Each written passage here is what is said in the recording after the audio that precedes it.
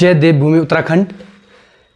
Thapliyal education hub में सभी विद्यार्थियों का एक बार पुनः हार्दिक स्वागत।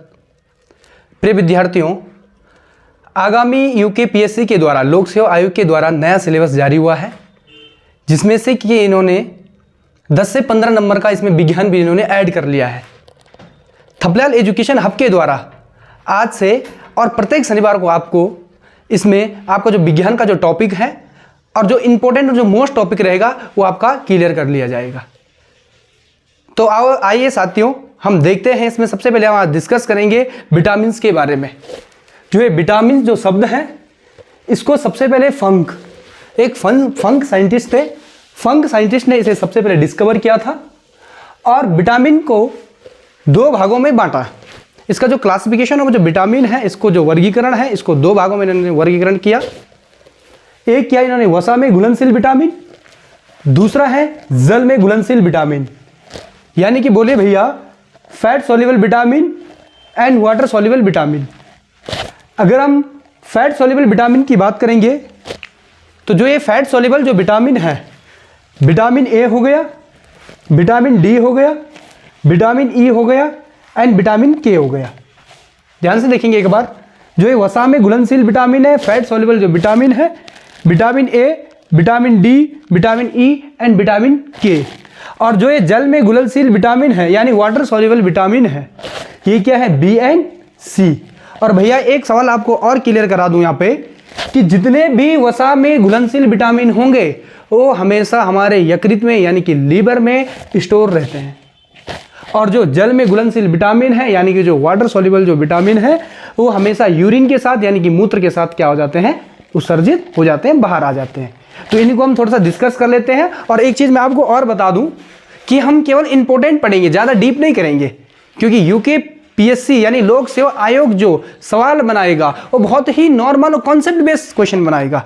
तो देखिए साथियों, हम बात करेंगे सबसे पहले विटामिन ए की बात करेंगे हम लोग। जो विटामिन ए है, इसका जो रासायनिक नाम है यानी कि इसका जो रासायनिक नाम यानी जो केमिकल नेम है, ये होता है रेटिनॉल। और इसकी जब शरीर में यानी कि विटामिन ए की जब शरीर में कमी होती है तो इससे रतौंधी बीमारी होती है। इससे जो डिजीज होगी ये रतौंधी डिजीज होगी। यानी कि हमारी जो देखने की जो क्षमता है, देखने की जो क्षमता है यानी कि क्या बोल सकते हैं? नाइट ब्लाइंडनेस इसको बोल सकते हैं। इसे रतौंधी रोग होता है। कौन सा रोग होगा? रतौंधी। और देखेंगे हम यहाँ पे जो इसको कंट्रोल करने के लिए और विटामिन ए के जो स्रोत है, गुड सोर्स, इसका सबसे ज्यादा लोक सेवा आयोग पूछता है। इसका जो गुड सोर्स है, गाजर हो गया, दूध हो गया, मछली हो गया एंड हरी सब्जी। हरी सब्जी इसके क्या है? गुड सोर्स है, इसके स्रोत है। इसके बाद हम बात करेंगे विटामिन बी के बारे में। जो विटामिन बी है, इसका जो रासायनिक नाम है, इसका जो रासायनिक नाम है ये थायमीन। इसकी कमी से होता है very very very very very very का मतलब होगा कि बच्चा कुपोषण का शिकार हो जाता है, यानी कि सूख जाता है, बच्चा कुपोषण का शिकार हो जाता है। विटामिन बी यानी थायमीन। और अगले जो हमारे एक नेक्स्ट वीडियो आएगी उसमें हम इसके पूरा पढ़ेंगे। इसमें इसका डिटेल पढ़ेंगे बी का, B1, B2, B3, B4, B5, B6, B12, इसके सबके बारे में हम लोग पढ़ेंगे नेक्स्ट वीडियो में। तो हम यहाँ पे इसके और जो विटामिन बी है, थायमीन पढ़ेंगे। इसकी जो कमी से वेरी वेरी डिजीज होगी। इसके जो गुड सोर्स है ये भी याद रखेंगे आप। यीस्ट आपने सुना होगा, यीस्ट इसका गुड सोर्स है, एवं अनाज। बाकी दूध तो लगभग और मछली कॉमन है सबका। इसके बाद बात करेंगे हम लोग विटामिन सी की बात करेंगे। जो विटामिन सी है, इसका जो रासायनिक नाम है एस्कर्बिक एसिड। यह है एस्कर्बिक एसिड। सबसे पहले ध्यान रखेंगे आप लोग, जो ये विटामिन सी है ये हमारे जो शरीर में रोग प्रतिरोधक क्षमता यानी कि जो हमारा इम्यून सिस्टम है इसे भी क्या बनाता है? स्ट्रॉन्ग बनाता है। आपने देखा होगा भैया, पिछले भारत नहीं बल्कि पूरा विश्व कोविड से जूझ रहा था, तो लोगों ने सबसे ज़्यादा जो चीज़ ली विटामिन सी ली। यानी नींबू हो गए, विटामिन सी की जो गोली हो गए, आंवला हो गए, ये सारी चीज़ें ली। और इसमें क्या होता है? ये बॉडी में इम्यूनिटी सिस्टम, रोग प्रतिरोधक क्षमता को बढ़ाता है। और इसकी कमी से स्कर्वी, इसकी कमी से कौन सी बीमारी होगी? स्कर्वी। यानी कि जो मसूड़े हमारे यहाँ से क्या होगा, जो हमारे गम्स हैं यहाँ से ब्लड स्टार्ट हो जाएगा, मसूड़ों से खून निकलना स्टार्ट हो जाएगा।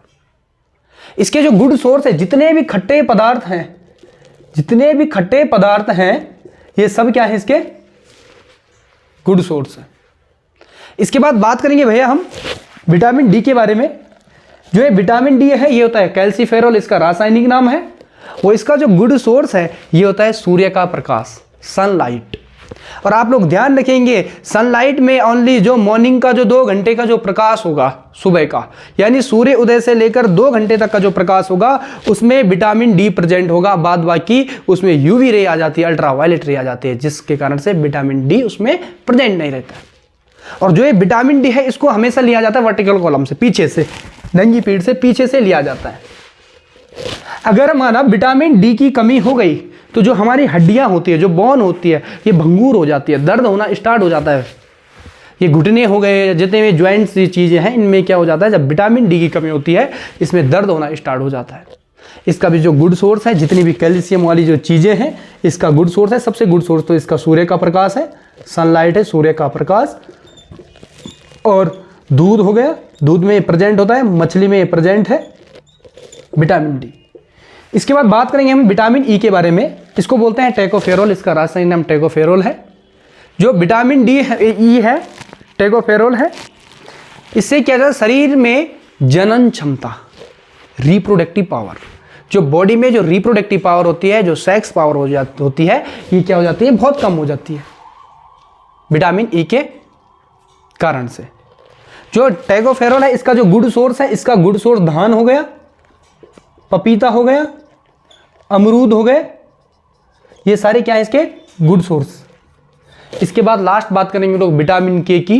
जो ये विटामिन के होता है बच्चे, इसकी जब कमी होगी शरीर में तो बॉडी में रक्त का थक्का नहीं बन पाएगा, ब्लड क्लोटिन नहीं हो पाएगा।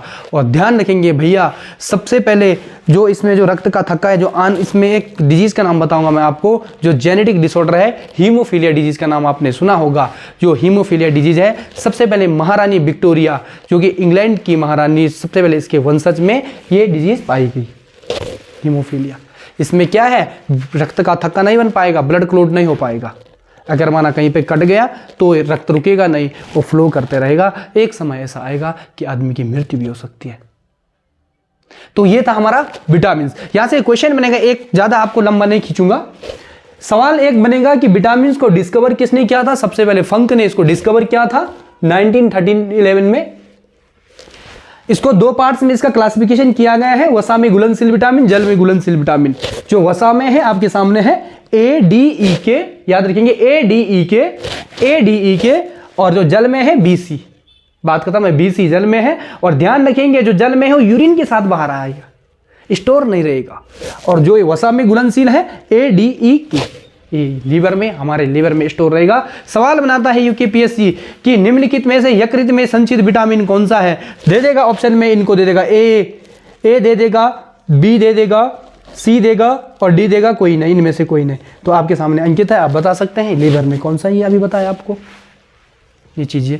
तो ये विटामिन है। नेक्स्ट क्लास के साथ मिलेंगे आपको सैटरडे को, हमारी नेक्स्ट क्लास होगी।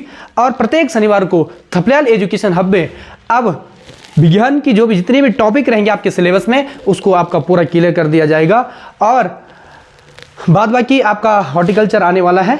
अगर हॉर्टिकल्चर की भी थपलियाल एजुकेशन हब में क्लास लगेगी, और CTP ग्रुप में भी इसकी क्लास होती है हॉर्टिकल्चर की। तो इसी शुभकामना के साथ धन्यवाद, थैंक यू।